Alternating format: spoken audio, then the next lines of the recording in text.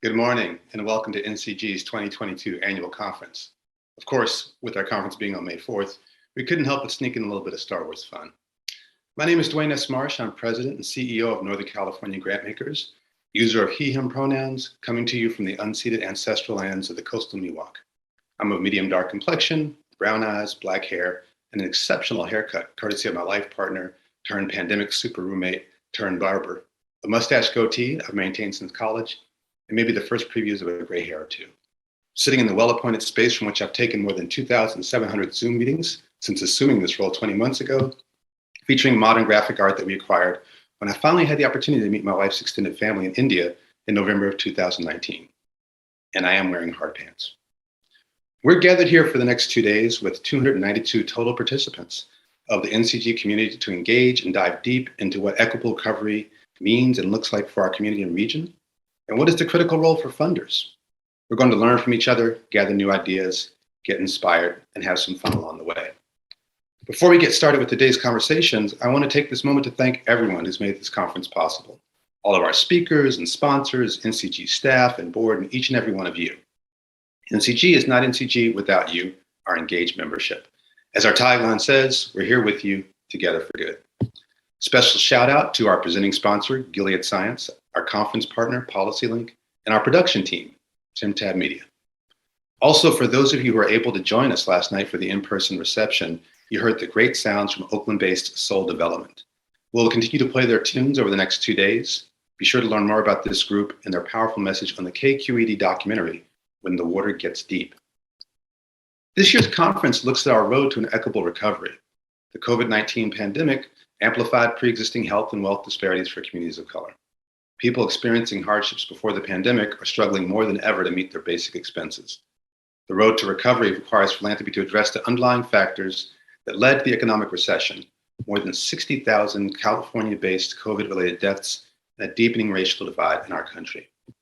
Last year, NCG worked on developing our 7 principles for an equitable recovery for philanthropy and offered these roles and opportunities for funders. Ensure access to quality healthcare and mental health services for all. Promote economic opportunity for all. Advance housing stability strategies. Advocate for incarcerated populations. Protect California's democracy. Defend access to safe learning environments and youth development. Secure a healthy and climate resilient future. We'll dive deep into these principles during the breakout sessions later this afternoon and tomorrow morning. This morning, we want to offer you a chance to hear a bit of the bigger picture. What's at stake, why this moment matters so much, and what can philanthropy do to really address the root cause of systemic issues to create a more equitable reality for more people. I had a chance to sit down with some of my close friends and extremely big thinkers, Solana Rice from Liberation in a Generation, and Michael McAfee at PolicyLink earlier this month, to talk about stark realities of this moment. For the next 44 minutes, please listen, chat in your comments and questions, and join us on social media. We have staff from both Liberation and Generation and PolicyLink in the chat to answer questions. So please get active with us, ask questions and comments, and enjoy the conversation. After that, be sure to stay tuned for a lively and entertaining game show. Yes, game show. You do not want to miss it. Again, welcome. We're happy you're here with us, and let's get started. Hi, Dwayne. Hi, Michael. It's great to see you virtually. Wish we were together, but somehow we figured out how to coordinate in time and space and in color. Somehow we figured that out. So so glad that we could do this. Dwayne, obviously you're heading up Northern California Grantmakers, and this is your annual conference. Michael, we all 3 of us actually go pretty way back, right? Mm-hmm. You're heading up PolicyLink, and I'm with Liberation in a Generation. We've worked with Northern California Grantmakers and PolicyLink, and with Michael and his colleagues. It's such a delight to have this conversation, and I'm sure we're really going to get into some meaty stuff. I want to situate us in the future. Liberation in a Generation, obviously, we're constantly thinking about a future that does not yet exist, right? And has never existed in the past. So I'm going to bring us into 2032. and we're just imagining, so it's about 10 years from now, what would you tell a journalist about shifts in governance in what happened in 2022 and to 2032 to make a recovery an equitable one? Just like, what were the seismic shifts? Because I think we all agree that big things need to happen. We're done with like tinkering around the edges, and we're seeing billions of dollars go out in recovery. But are we going to get there? What would you tell this journalist? Dwayne, why don't we start with you? I guess I'd start by saying we were willing to take the stand, right? That in fact, we didn't try to use solely the practices we'd used to get to this point to confront an unprecedented situation, because I think the results will show if we don't. And I think part of it for me is, were we willing to speak up about what it was that needed to be done? And I say we in this case, I mean all sectors. Like obviously we talk with philanthropy, but this is government, nonprofit, business. And if we're not able to say that, then I worry about what kind of news story that the journalists would actually be writing in 2032. Yeah, Michael. I would say the nation's soul was transformed. It's our governing institutions stopped holding a hostile disposition towards folks who are struggling to make ends meet. And more importantly, as the nation's soul was transformed, we learned that before we can get to all of the fun stuff we wanted to do, we had to learn to stop causing harm. Yeah, it's interesting, right? We talk a lot about moving the needle on these issues. If we're not moving the needle's moving us. That's right. And I think that in some ways, what's happened over the last 2 years has kind of daylighted for some folks just how profound the nature of changes we need are. And so we're in this conversation, and Michael's calling it the soul, right? What is our ethic for doing this work? Like, how serious are we about making change? And are we committed to the folks who continually get the short end when our systems produce the same results over and over again? Yeah, I have to say that I think, so what I've heard is like, we've got to take a stand.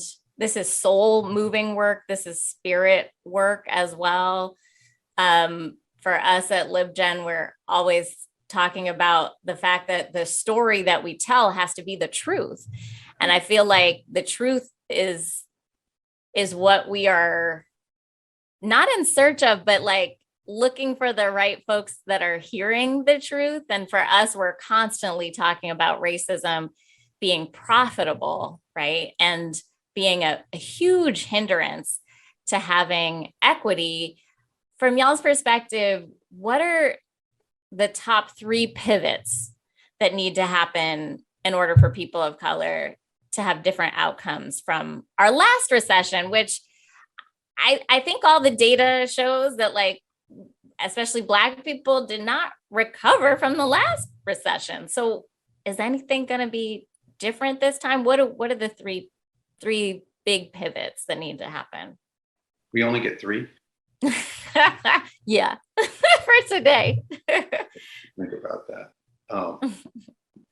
Well, one thing I'll say is a pivot, and this is something that maybe that journalist would be writing about, is that we went from dealing with moment to dealing with movement, right? I think a lot of times stuff goes down. We had the kind of turmoil around COVID hitting, and then we had the recession, and then we had the insurrection at the Capitol, and then now we have war, and we react to events, and we act like they're the thing. Events are just the punctuation of these sentences, right? This like the culmination of these sets of events that are always in motion, and then they come to fruition, and we react to that. We need to kind of build our own grammar around how we constantly are building toward equity, and how we are not reacting to the kind of incendiary thing that happened as a consequence of the constant forces that we're moving on. So I'd love to see that be one of our pivots, that we recognize we have to invest perpetually in the folks that we turn to when things go south, because that's really the only way they're going to be able to respond. When you talked about taking a stand, and I think one of the things in taking a stand we have to acknowledge is that if we don't tend to the design of the nation, nothing will change. And so we really should just stop asking the question. The design of the nation is the fundamental problem. You said it, Solana, when you said, racism is profitable. Poverty is profitable for folks. That's not by happenstance. And for too long, I would say those of us who care about that 100 million who's struggling in this nation to make ends meet, we've not decided what we really want to stand for and fight for. Take a stand and fight for it. I mean, we'll write papers about it. We'll come up with new data dashboards about it. But you don't see us out there with the verve like you see others who have a right to participate in this democracy, who are trying to change voting laws right now, trying to change laws around transgender rights, around reproductive rights. They're participating at a structural level in shaping this democracy. We begrudge them. We shouldn't begrudge them. We have the right to do the same work. That's what a democracy is about. And we've not decided that we want to do that work. And one of the biggest barriers is we haven't decided, do we care enough to put the names of the people in our mouths? We're still trying to decide to this day whether we should talk about racism, whether we should talk about poor whites, poor blacks, poor Asians. If you don't own your people, you can't take a stand, and you sure as heck can't act. Yeah. It's interesting, Michael, because one of the things, the pivots I was going to name was being unapologetic about what you're for. Right. And I love when you came to PolicyLink, you said, we're going to work with the 100 million people who are at the poverty level because their outcomes need to change.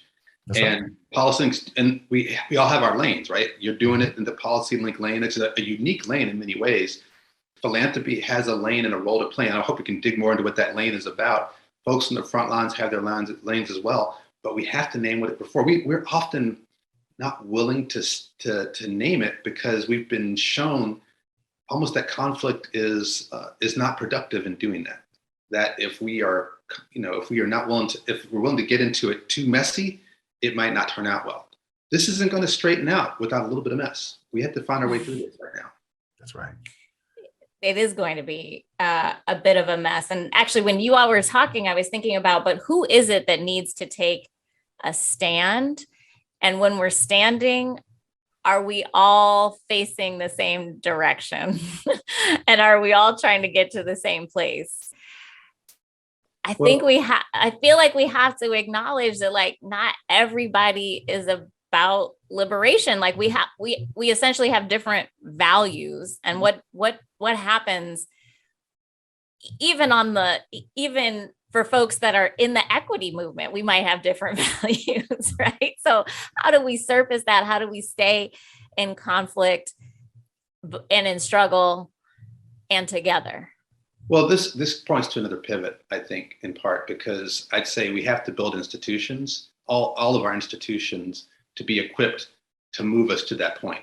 And so one of the reasons, when I talk to people now and introduce myself, I like to say working at NCG, I'm in the 5th chapter of a love story about racial equity and systems change, right? And this is that 5th major stop in that work.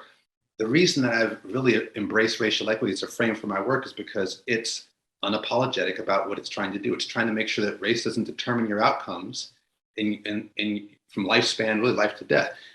We may have some disagreements on how we get there, but a basic value to say everybody matters is one that I'd like to believe is still fundamental for this country, even for folks right now who might be in opposition and politically conservative. That's something I think we can all get behind, and then we can work out the how of it. But just to be able to name that we don't want anyone to suffer, that everybody deserves that chance, and that we have to confront the reality that race plays a major determinant. It has yet to fail me as a kind of guidance for how to mobilize people, and I think that's the starting point in a lot of ways. Yeah, this notion of building institutions that can win on the issues we care about is absolutely right. And the beauty is, we all don't have to see it the same way. Mm-hmm. To your point, Dwayne, about we all have lanes, absolutely. But the real question, can some of us get on the balcony and make sure there is balance in the movement, right? We need organizations that are just focused on the alleviation of immediate need. that suffering that is immediate and right in front of us. We need organizations to do that. But we also need organizations that are doing that long haul work of trying to transform the nation, that liberating work. And it all has a place. And if we could stop being whipsawed back and forth, we could think about, in both of those domains, what's the right ecosystem to make sure the best work is happening and we're achieving the results at the scale commensurate with the problems that we face.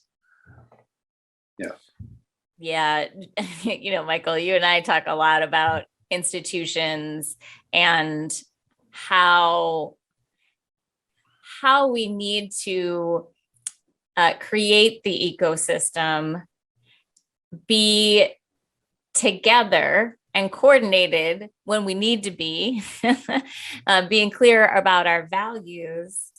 I'm curious about, and this also actually speaks to what you were saying too, Dwayne, about not having to react all the time, to actually be able to pause and respond takes institutional capacity. It takes the type of funding that allows organizations to just think about it first and then respond, to build the partnerships necessary to be able to respond and not react, to not be deterred by the whiplash of electoral cycles, right? Like that takes real institutional memory and capacity and investment.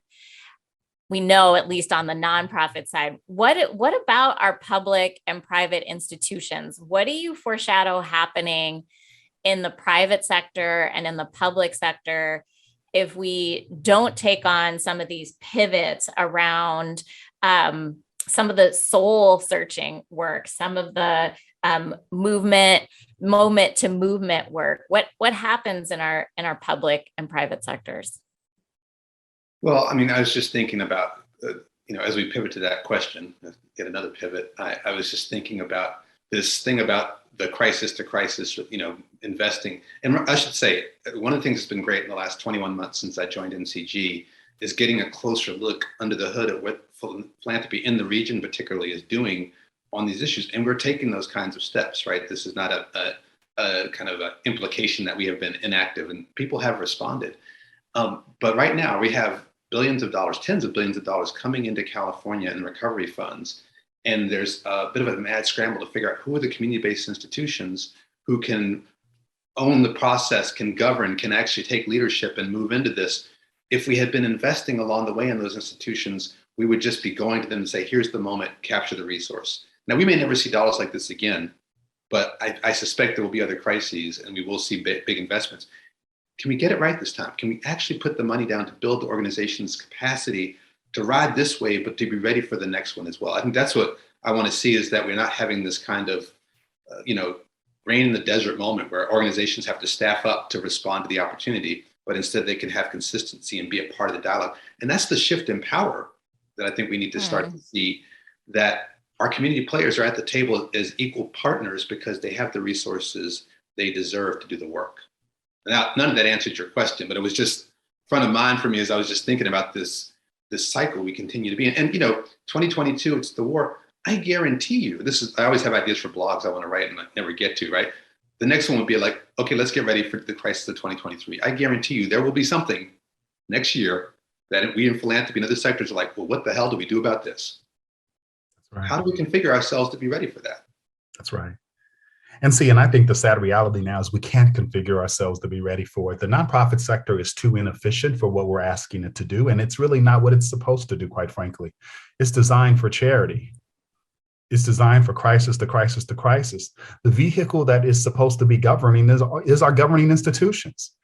Solana, you said, well, who's supposed to do that? We are already in the seats. Governing officials who are already in the seats are already authorized to treat people right, to do right by the infrastructure dollars. See, the fallacy of thinking you're going to create a parallel system when that is the system. It's not the nonprofit's responsibility. Government is our responsibility to get right. And we need to set a new standard and a new expectation that says when these dollars start flowing, we expect our elected leaders to do what they are already authorized to do. And this is the pivot that we have to ultimately make. You can't keep working around systems, especially when you don't want to acknowledge the limitations of your own ecosystem. We're highly inefficient as a nonprofit sector. That's the nature of the beast. Well, it's interesting, Michael, because I feel like what's come into high relief in the last couple of years since this 3-year 2020 started is movement builders being a critical part of that system who get that, and they're making the connective tissue between the third sector playing the role of the first sector and the first sector getting it right. That's and right. So right now we're almost in this moment of trying to invest in movement builders to do the correction, to make our government systems accountable. But the problem is we're not working in a vacuum. There are forces and entities who are committed to destabilizing those structures and systems because there is benefit for them. That's and right. if we pretend like that's not the case, then we are not doing the proper analysis to do this work. And this gets into something that I think is really important to recognize, just how important it is to protect systems that are supposed to be for people.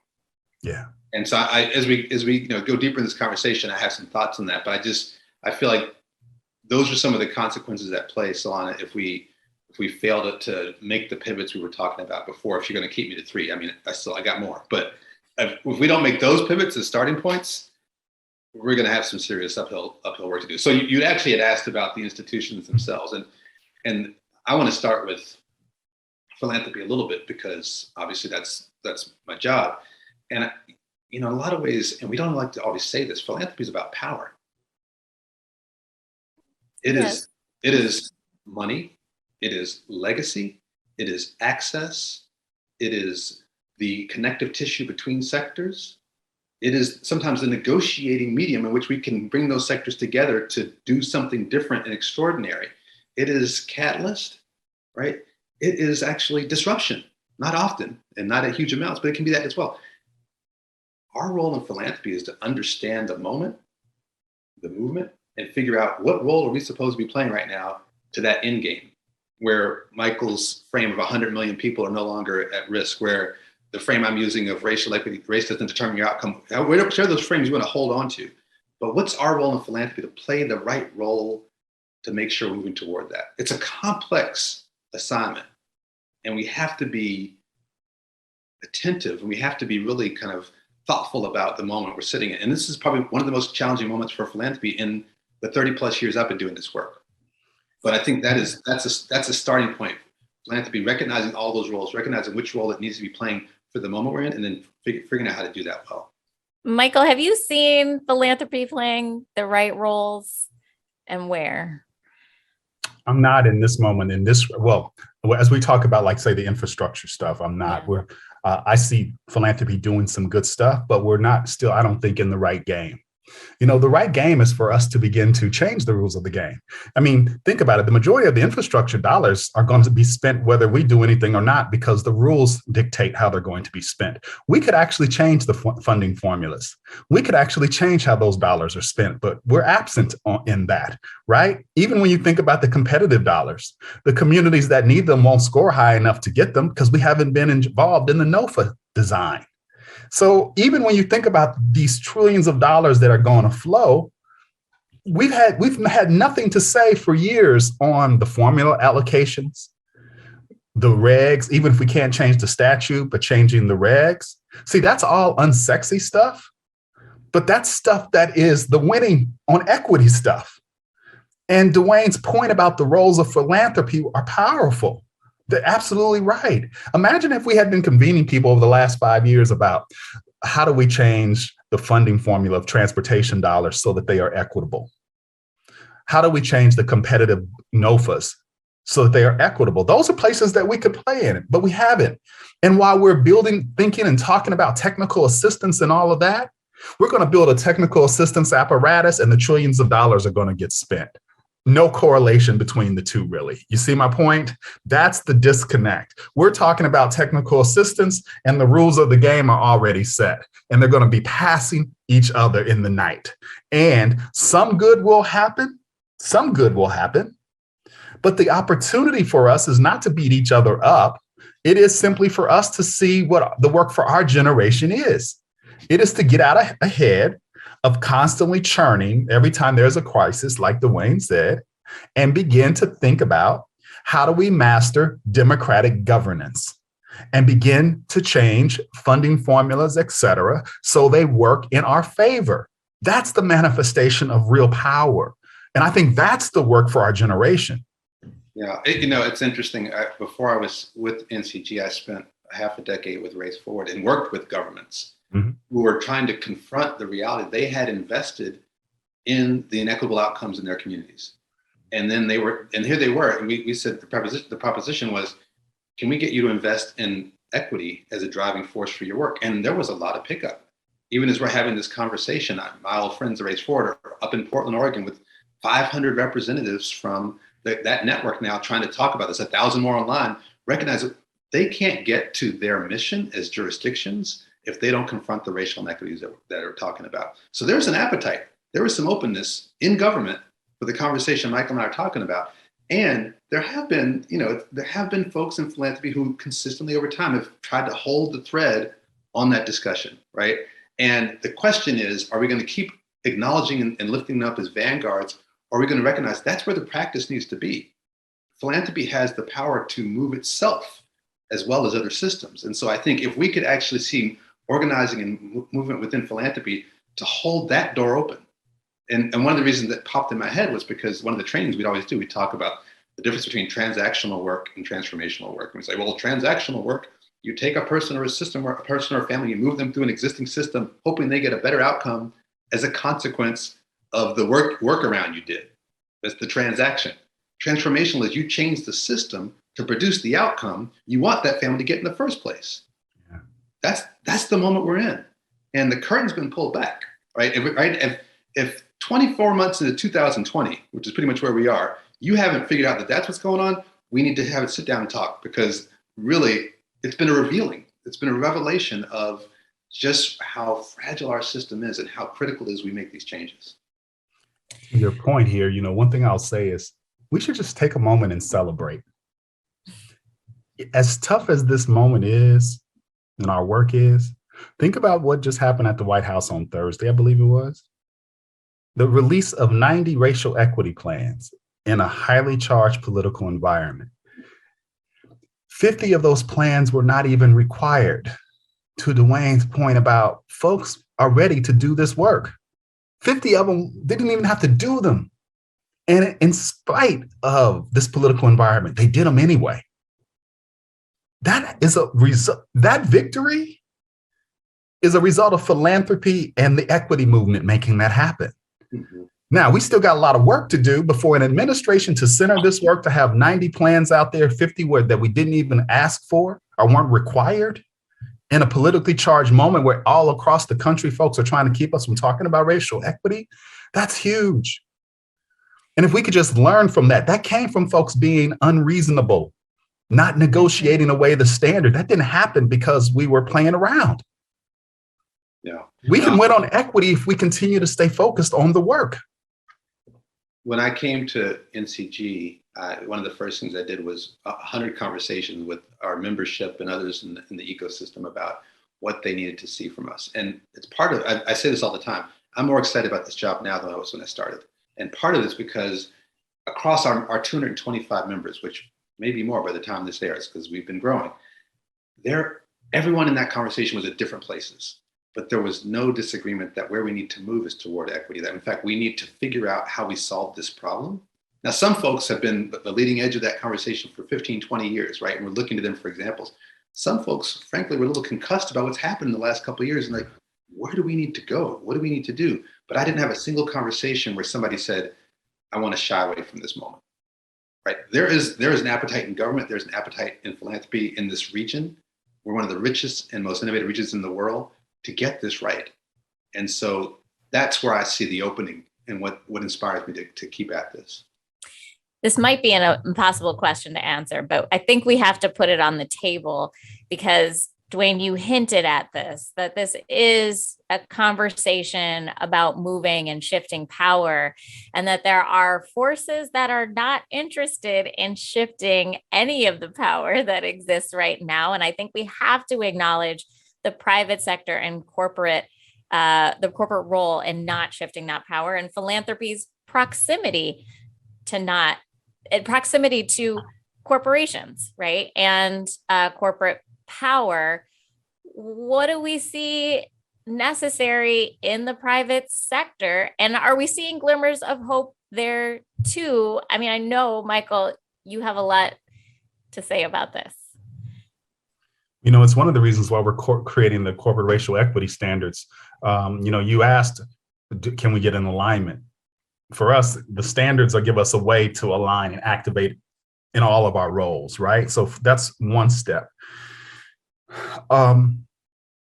I see a lot of good things happen in philanthropy, in corporate America, but it's not the structural stuff that we're talking about necessarily. I mean, you think about it, one of the biggest landlords right now is BlackRock, right? I mean, you talk about wealth stripping right now, that is underway in big ways.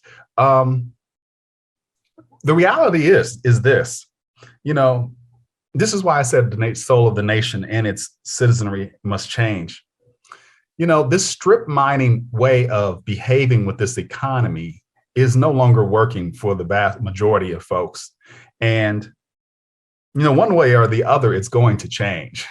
You can't buy your way out of it anymore, right? Even folks with means who thought they could just gate themselves off can't afford to gate themselves off anymore. So it's going to change. The question only is, how much more pain do we have to have and how much more do we need to suffer?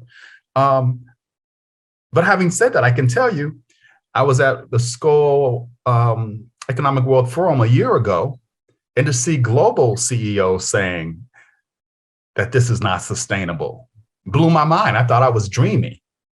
And so I think people are reading the tea leaves around the changing demographics. I think they're reading the tea leaves around you've depressed wages so bad folks can't even afford your products. Yeah. Right? So one way or the other, it's going to change. And I think our job is to continue to usher in that change by having a standard or North Star that we're leading people to. And we're going to have to get more aggressive about getting on boards, becoming shareholders and forcing them to change. And even changing how corporations are formed in this nation, right? These are the things that I know you're playing in and others. Mm-hmm. To me, that changing the rules of the game, we're going to have to bind this economy to that 100 million the way we want it to be bound. And that is that long, slow, steady, unsexy work that we have to do. Good things are going to happen in the meantime, but in order for it to be scaled, we're going to have to change the legal and regulatory frame of the nation. Yeah, I like to call it like the crustiest parts of our economy. Mm-hmm. Like that's where we need real institutional infrastructure to push on the fact that, monetary and fiscal policy is about racial equity. Corporate governance is about racial equity. The way we incorporate organizations is about racial equity. Like those are the places where I feel like the tax code is about racial equity. Those are the places where I feel like, honestly, there have been like gatekeepers, because that's actually where the power is. Like we're fighting about how the money gets distributed. But, our colleague Damon Drummer at PolicyLink often says that is not the majority of the money that is circulating in our economy. You mentioned BlackRock, like a lot of our money is going through financial institutions in this nation and not actually directly from our government. So I think we do have to contend with real power and name it. Dwayne, you wanted to jump in. I just was mentally bookmarking and inviting our guests and the conversation to bookmark this point, because at the back end of the conference, Dr. Manuel Pastor is going to speak about how we build alternative economies around solidarity. Because part of it is we're holding this frame. Some of us deeply believe in it. Some of us think it's distasteful, but we still all play the same frame of how the economy has to work. of how capitalism has to function in order for society to maintain itself. Well, A, we don't need society to maintain itself the way it has the past 4,000 years. But B, more importantly, I think we can rethink that. And so I'm excited, just as we're talking here, to listen, in a couple of days' time to Dr. Pastore talk about what he's seeing on the ground where people are building their own economies to challenge that notion. Yes, I think we have to be doing both at the same time, right? My co-founder, Jeremy, often likes to say that we can't build the county road while the highways are still going. Because if we think about the alternative economies as the county road, because guess what? The highway is everybody's going to be going on the highway, and the highway is going to get a whole bunch of. We shouldn't see the highway. We shouldn't say this has to be the county road. Yeah. That is. We're at this tremendous moment, and we could name whatever issue of conversion. Mm-hmm. And the question is, what are we converting to? Are we going to convert from the system that was ineffective and punished a lot of populations and was disparately punishing people of color and low-income people to something that has exacerbated that? That on steroids? Or are we going to convert to something that actually recognizes that only sustains itself so long before it collapses, and we're going to actually build into something that really could sustain us as a society? Right. And in a personal level, I when I was younger, I used to always have this belief that, if society can make it to the end of the 21st century, we will perpetuate forever. We will figure out, we'll make that leap. Technology will catch up with our sense of society. It'll be great. But will we make it? That's a legitimate question right now. We are right now defining how your report in 2032 is going to talk about where we're headed. It's big stuff. Yeah. It is big stuff. And think about the folks who are leading these ideas now, so many people of color. And this is what gives me hope, because we're holding the interest of everyone. Even as we talk about racial equity, it includes everybody. Mm-hmm. And you've got folks talking about transforming democracy and the economy and the housing market and the community safety. It's just mind blowing that we are at a moment where we are the folks who get to shape the future, right? We are the ones who get to take power. And that's what's really exciting, is that the equity movement has matured. Philanthropy has matured. We've got a critical mass of folks who have ideas about what to do, have the competence to get it done, and have some institutional heft to do this work. And so we're really in a really good place. If we could make some of the pivots that we've talked about in solidarity with each other, it would usher in an unprecedented level of creativity, because the floor is ours now. We used to sit back and complain about what everybody else was doing and how they weren't doing it right. It's our floor now, and we get a chance to do it our way. And I love the fact that so many of us are actually stepping into that. Yeah. I think it is wonderful to look around, whether it's in the administration or if it's on our corporate boards or in philanthropy, colleagues and people of color. Now, we all know that not all people of color are about liberation, and not all people of color are about real transformation and change. But there are folks that are walking in lockstep. Solana, I was going to, you just talked about that, was just a thought occurred to me, which is part of what we're up against. Earlier, I mentioned that there's a small, percentage of folks with great wealth and power who are invested in the system staying the way it is. Mm-hmm. But there's another opponent, if you will, that we have to confront, and that is systems themselves. Systems function because once they're designed, they do what they're designed to do. And they don't change because we wish they were different. They change because we apply sufficient vector or force or impetus to them to function differently.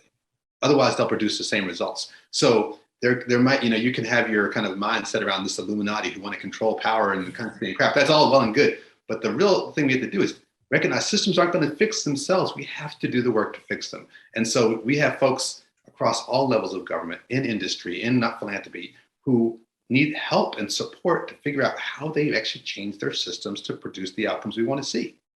And I think if we're not aware, if we sleep on any of the challenges to what we're trying to do, then we're going to be in trouble, because I always say that inequities is a force that produces perpetual weight against us, right? You can't be neutral in this conversation. And this is a challenge for philanthropy. There's a value in neutrality, but the issue is if you're neutral, you're on a conveyor belt that is moving inequity into greater concentration. We have to actually work against that force in some meaningful way if we want to see the change we're talking about.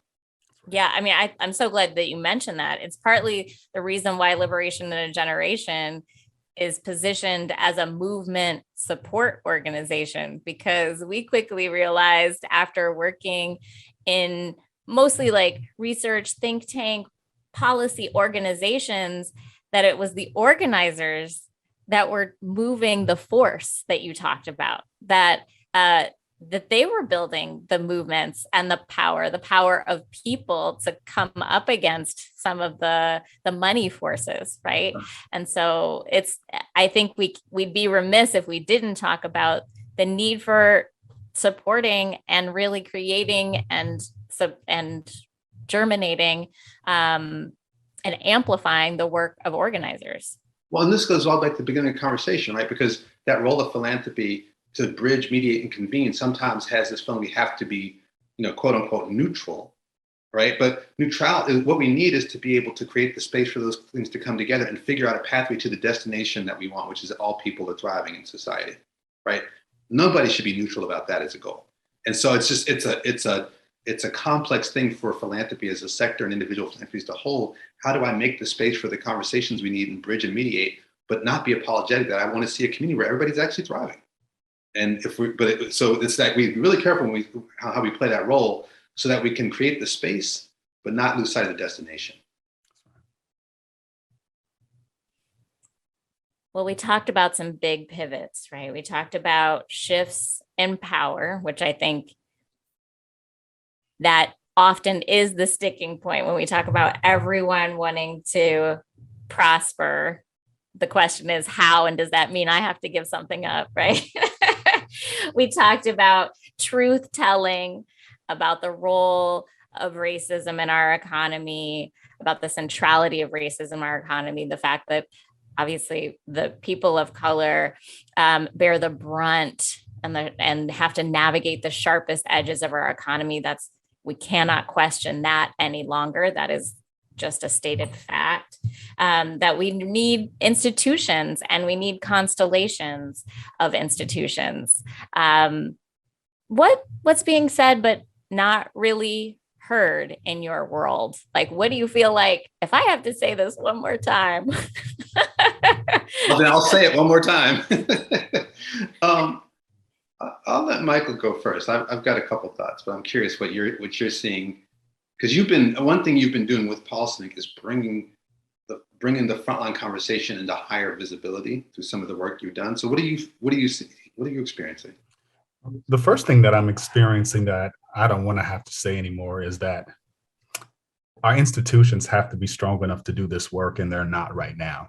For too long now, and this is, we go back to 2020 where it was a good year, but it was only a good year for some of us, financially speaking, from philanthropy.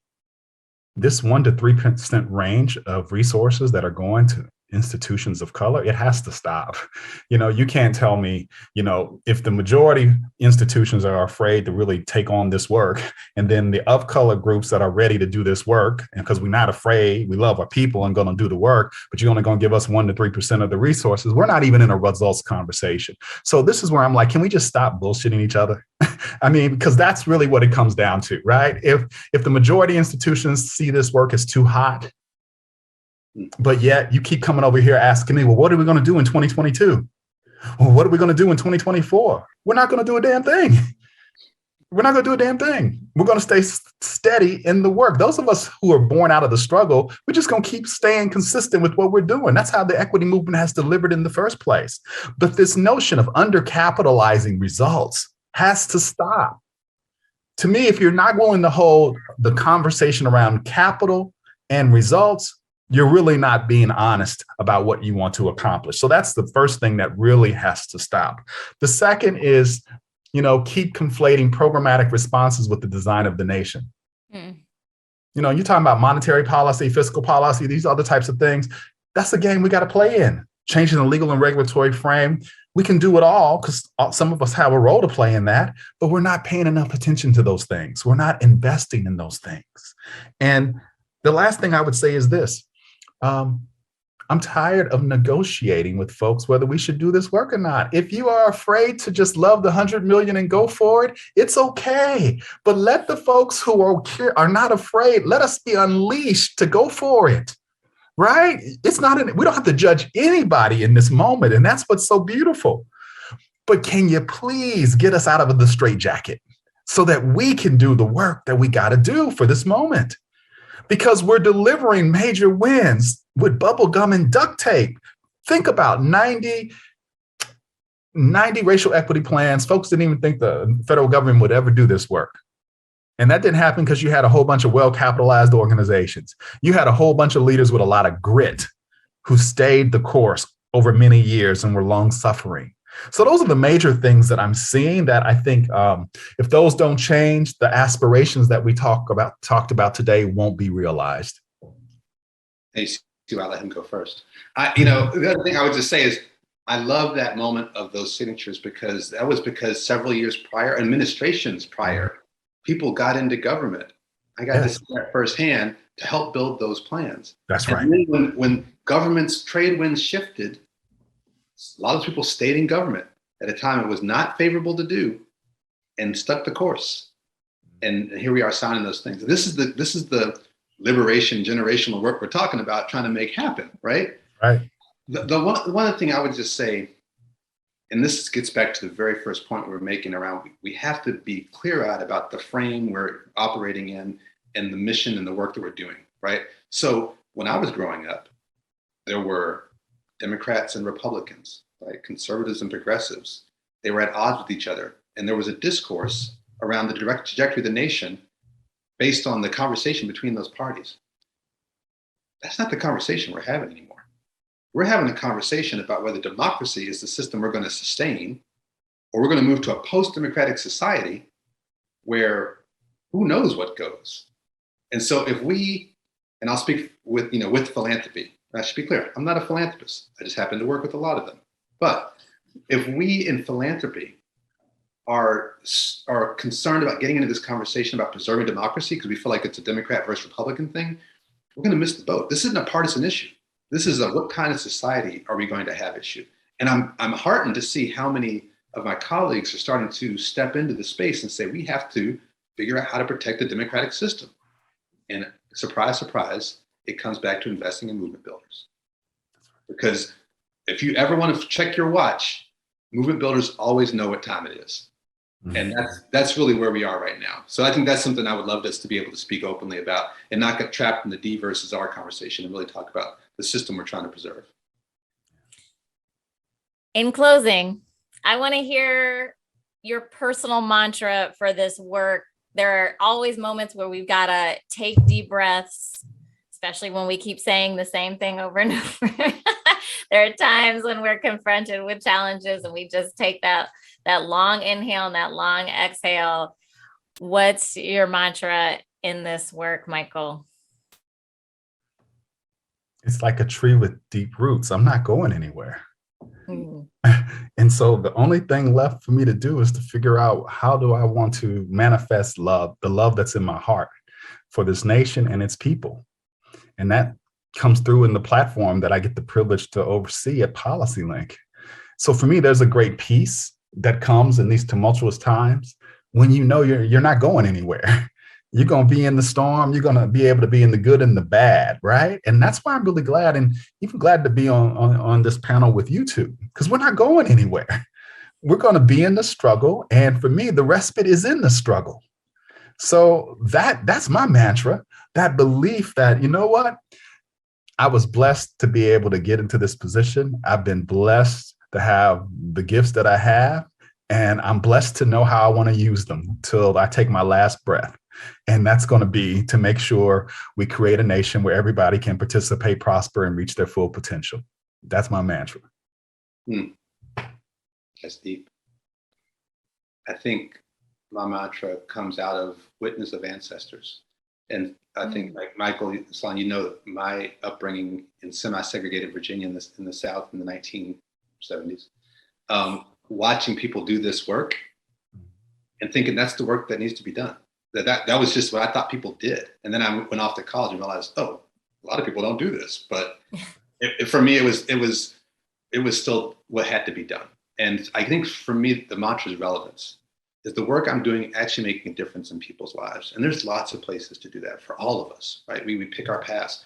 But I always say, in this industry, in philanthropy, we have the privilege that our livelihood can actually change people's lives. That is a huge responsibility and a huge opportunity. It's a gift. Yeah. Are we really ready to use that gift? And so the metronome that I've set for myself in this role and previous roles is a simple one: consistency, integrity, delivery. If we can be about that, hold up the people who deserve a better opportunity, recognize the gift we have in philanthropy to change lives, we're onto something. Well, my personal mantra is collective liberation with people that I know and love. And I am really, really so appreciative of this conversation and to be in the struggle and in community and in solidarity with you both.